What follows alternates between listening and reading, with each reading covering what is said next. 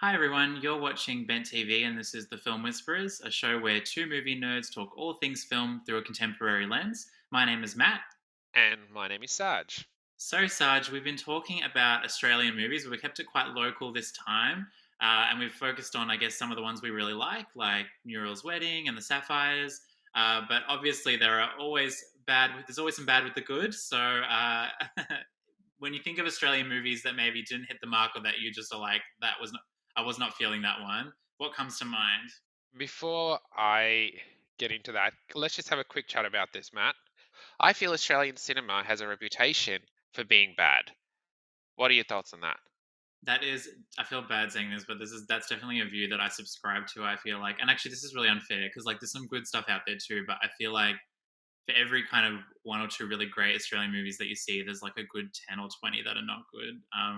I used to be a selection panelist for a queer film festival, and we got a lot of submissions, and like yeah, we had to sift through a lot of like not really great stuff. So yeah, it's sad, but yeah, there's a lot of not there's a lot of poor stuff out there. What about you? What do you think? So I'm willing to give a lot of Australian cinema a chance, and I have, and there have been times where I've just sat through a lot of films, just going, "Oh, this is really bad."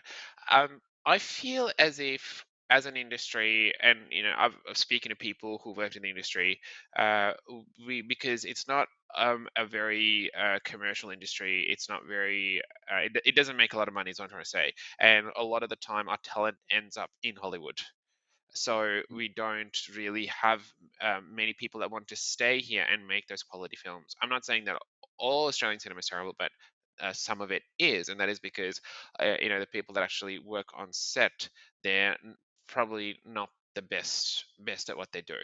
Um, but you look, every country has a film industry, and everyone's, I guess, entitled to their opinion on it. And unfortunately, the benchmark that has been set, whether we like it or not, is Hollywood. So we tend to Mm. compare everything to Hollywood, which I don't think is okay. But we unfortunately we just tend to do it. What would be your pick then? Like, I mean, if there's quite a bit out there that's probably not that great, but what one rises to the top for you as one of the worst ones? Well, look, now when I say worst ones, I need to be cautious here because I guess this film disappointed me because I really wanted it to be good. It's called The Ladies in Black. It came out, I believe it was in 2019, and what I really wanted to like about it was I really wanted it to show the story about the immigrants that came into Australia in the 50s and 60s and how they influenced culture, because the trailer sort of gave that vibe.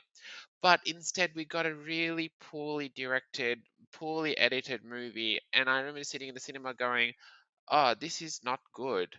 I couldn't engage with the story. I thought the acting was pretty terrible, and I wanted more. So I'm not saying it's a worse film, Matt, but for me, I think it's just I wanted something more than what was given to me. Yeah, I haven't actually seen that one, but I think unless I'm thinking of something different, but I feel like I may have seen like a play version because I remember going to see.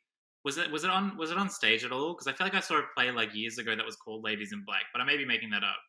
Maybe it's something different. Uh, Probably, it was probably a play. I could see it being a play actually. But Mhm. anyway, enough about that. What would yours be? I actually really struggle with this one, maybe again because there are quite a few to choose from. And I narrowed it down to two. I'll stick with one just so I'm not like breaking the rules. But I do want to give a quick shout out because I was potentially going to choose A Few Best Men, which is a movie I saw like 10 years ago. That stars like a bunch of random Australian actors and also randomly Olivia Newton-John in a role Yep. that is awfully written, awfully acted, and basically culminates in her snorting cocaine off a table and swinging from a chandelier. So, just if I was going to do the kind of movie that A Few Best Men is, that was a very close second.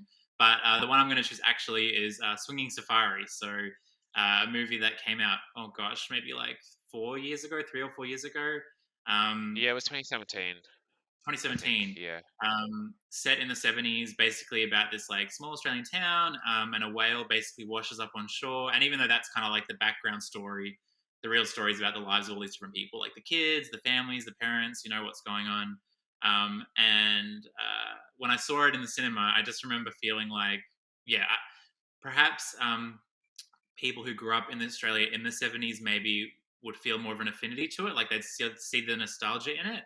because obviously the soundtrack and all that is like set in that time, and it's a lot of Australian music. But I just found like the script writing and like even the acting was like quite cringy and like just not very like good. So yeah, I remember leaving that just like feeling like it was really really bad. And I'm pretty sure. Matthew, Wait, what? how do you think that's gonna make Kylie feel? Well, actually, you know what? So I need to just tell viewers. I'm pretty sure Saj, were with me, but we actually went to the premiere of that movie in Melbourne at a cinema, and the stars were actually there. And that was back when I worked as a journalist. And so before the movie was on, there was like a red carpet, and I was there in my Yep. capacity as a journalist to interview the stars.